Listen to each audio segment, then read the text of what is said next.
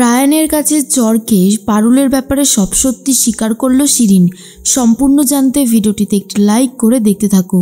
গল্পের শুরুতেই দেখা যায় রায়ান সবটা জেনে ফিরে এসেছিল, আর তারপরেই নিজের মাকে প্রশ্ন করতে থাকে কেন তারা এমনটা করলো, কেন তারা শিরিনের সাথে চক্রান্ত করে পারুলকে বিপদে ফেললো। তখনই ঠাম্মি বলে, সত্যি কথা, আমরা না থাকাকালীন অবস্থায় বাড়িটার যে এই রকম পরিস্থিতি হবে এটা তো আমরা কল্পনাও পর্যন্ত করতে পারিনি। পারুল তখন বলে, সত্যি এই পরিবারেরও তো একটা সম্মান আছে, কিন্তু আপনারা সেটা একবারও ভাবলেন না। একটা কথা আমি বলতে চাই কাকিমা, যেটা হচ্ছে সেটা কিন্তু অন্যায় হচ্ছে। সময় থাকতে থাকতে এখনও অন্যায়টাকে শুধরে নিন, না হলে কিন্তু আর সুযোগ পাবেন না। এর মধ্যেই টগর কান্নাকাটি শুরু করে। তখনই পারুল বলে, টগর, এই সব কিছুর পেছনে তুই আছিস তাই না? টগর তখন বলে, না না, আমি এসব কিছু জানি না। রায়ান তখন বলে, আমি জানতে চাই এই সব প্ল্যান কারা করেছে। আমি কিন্তু চুপ করে থাকবো না, আমি কিন্তু অফিসারদেরকে সবটা বলে দেব। এখনও বলছি, বলো, স্বীকার করো এই সব কিছু কারা করেছে। এর মধ্যেই পারুল তখন বলে, রায়ান তুই আমার কথা শোন, এই সব কিছুর পেছনে রয়েছে টগর। তুই এক কাজ কর, পুলিশকে ফোন করে বল টগরকে যেন ধরে নিয়ে যায়। টগরই তো এই সব কিছুর পেছনে রয়েছে।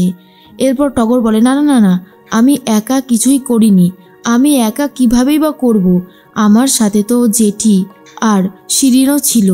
আর এটা শোনার পরে রায়ান তো পুরোই অবাক হয়ে যায়, আর ভাবে নিজের মায়ের সম্পর্কে আর কত নোংরা কথা তাকে শুনতে হবে। লজ্জায় ঘেন্নায় রায়ান নিজের মাথা নিচু করে ফেলে আর বলে, মা, আমি জানি তুমি পারুলকে পছন্দ করো না, কিন্তু তাই বলে তুমি পারুলের কেরিয়ারটা এইভাবে নষ্ট করে দিতে পারো না। আমি কিন্তু তোমাকে এবারে আর ছেড়ে কথা বলবো না। মৌসুমী তখন বলে, রায়ান তুই আমার কথাটা শোন। কিন্তু রায়ান কোনো কথা শুনতেই চায় না আর বলে, কি শোনার বাকি রেখেছো? আজকে লন্ডন থেকে আমাকে এখানে ফিরে আসতে হয়েছে, তার ওপর বড় বড় কথা বলছো, তোমরা কি করে বলতে পারো? কেন এই ষড়যন্ত্রটা করলে? তোমরা যদি এই ষড়যন্ত্রটা না করতে তাহলে তো আমাকে আর ফিরতে হতো না, আমি আর এখানে ফিরতাম না। একবারে আমার সমস্ত পড়াশোনা শেষ করে তারপরে আমি এখানে ফিরতাম। কেন করলে এটা? তুমি যে শুধু পারুলের জীবন নষ্ট করতে চেয়েছো তেমনটা তো নয়, সাথে সাথে তুমি আমার জীবনটাও নষ্ট করে দিলে। মা হয়ে তুমি ছেলের জীবনটা এইভাবে নষ্ট করতে পারলে? এরপরেই তখনই রায়ানের বাবা বলে, সত্যি আমি ভাবতে পারছি না মৌসুমী, তুমি এরকমটা করলে কি করে? তখনই ঠাম্মিও বলে, পিসিমণিও বলে যে এই কাজটা করা একদমই উচিত হয়নি। পারুলকে পছন্দ করো না ঠিকই, তাই বলে এই রকমভাবে তুমি পারুলকে ফাঁসাতে পারো না, কোনোভাবেই না। ঠিক সেই মুহূর্তেই মৌসুমী কিছু বলার মতন অবস্থাতেই নেই। আর এদিকে মল্লার টগরের ওপর খুব রেগে গেছে আর বলে, টগর, তুমি নিজের দিদির সাথে এত বড় অন্যায় করতে পারলে? দাঁড়াও, এরপর আমি তোমার ব্যবস্থা করব। তখনই টগর বলে, আমি একটা কথা তো বলছি, আমি এসব একা কিছু করিনি। আমি যখন রান্নাঘরে গিয়েছিলাম তখন পারুল বলছিল ওর অনেক টাকার দরকার, তাই আমি বলেছিলাম। আর ওরা যে এই সুযোগটাকে এইভাবে ব্যবহার করবে এইটা আমি বুঝতে পারিনি। আমাকে প্লিজ ক্ষমা করে দাও, আমি আর কখনো কোনো অন্যায় করব না। তখনই পিসিমণি বলে, অন্যায় তুমি বারবারই করছো আর বারবারই একই কথা বলছো। কি ভেবেছো যে এইবার তুমি পার পেয়ে যাবে? এইবার আর তোমাকে আমরা পার পেতে দেব না, তুমি এবার উচিত শিক্ষা পাবে। তখনই রায়ান বলে, আমার মা অন্যায় করেছে, আমি আমার মাকেও ক্ষমা করব না। আমি এক্ষুনি অফিসারকে ফোন করব আর সত্যি কথাটা বলে দেব, যাতে অফিসার গ্রেফতার করে নিয়ে যায় এই তিনজনকে। এর মধ্যেই শিরিন বলে, তুই আমার কথাটা শোন রায়ান, তুই আমাদেরকে পুরোপুরি ভুল বুঝছিস। কিন্তু রায়ান বলে, আমি তোদেরকে একদম ঠিকই বুঝেছি, তোরা যেভাবে অন্যায় করবি তা আমি ভাবতেও পর্যন্ত পারিনি। তখনই রায়ান খুব রেগে যায় আর বলে, জানো মা, আজকে যদি দিদি এই বাড়িতে থাকতো তাহলে দিদির কেরিয়ারটাও তুমি নষ্ট করে দিতে। দিদি গোপালদার মতন একজন মানুষের সংস্পর্শে গেছে, তার জন্যই আজকে দিদি এত কিছু করতে পারছে, নিজের ফিউচার নিয়ে এতটা আশাবাদী সে। তুমি যদি আজকে নোংরা ষড়যন্ত্র করতে দিদির ব্যাপারেও, দিদির জীবনটা নষ্ট হয়ে যেত। আসলেই তুমি মা হয়ে নিজের ছেলে মেয়েদের ভালো কখনো চাওনি, আর আজও তুমি চাও না, সেটা আমি খুব ভালো মতন বুঝে গেছি।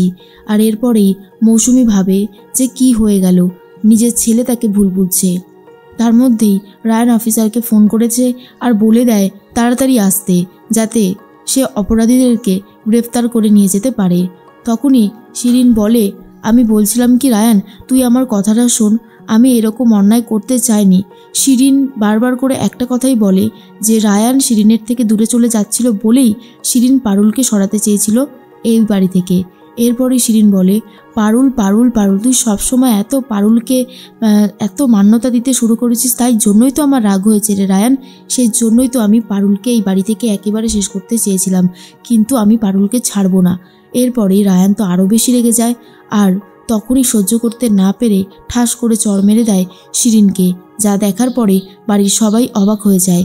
রায়ান বলে, এই চড়টা আমার অনেক দিন আগেই তোকে মারা উচিত ছিল। তুই যে অন্যায় করছিস সেটা আমি আর সহ্য করতে পারছি না। একটা কথা মাথায় রাখিস, অন্যায় করে কিন্তু পার পাওয়া যায় না।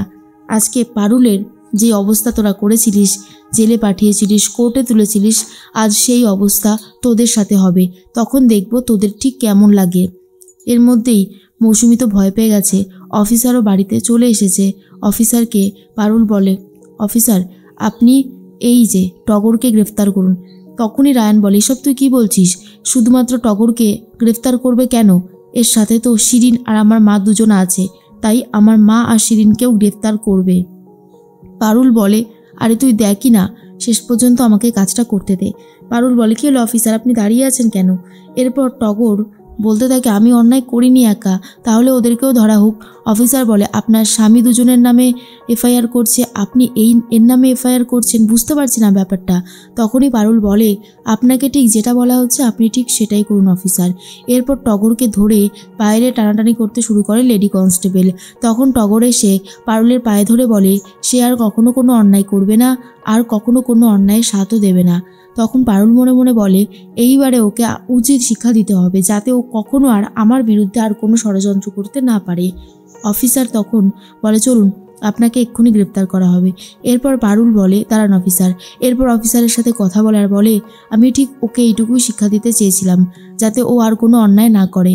আর কারুর বিরুদ্ধে আমার কোনো অভিযোগ নেই, এরা সবাই আমার ফ্যামিলি মেম্বার, এদের কোনো ক্ষতি হোক, এদের কোনো বদনাম হোক, সেটা আমি চাই না। এরপর অফিসার পারুলকে বলে, ঠিক আছে। তখন টগরকে বলে, শোনো, এরপর যদি তুমি পারুল চক্রবর্তীর বিরুদ্ধে আর কোনো ষড়যন্ত্র করেছো, তাহলে কিন্তু সোজা গারদে ভরবো। এইবারের মতন ছেড়ে দিলাম। টগর বলে, না না না না, আমি আর কখনোই কোনো অন্যায় করব না, এইবার আমি নিজেকে শুধরে নিলাম।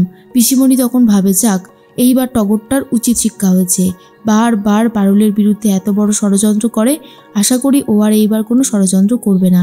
এদিকে রায়ান নিজের মার ওপর খুব রেগে যায়, কেন সে পারুলের বিরুদ্ধে এত বড় ষড়যন্ত্র করেছে।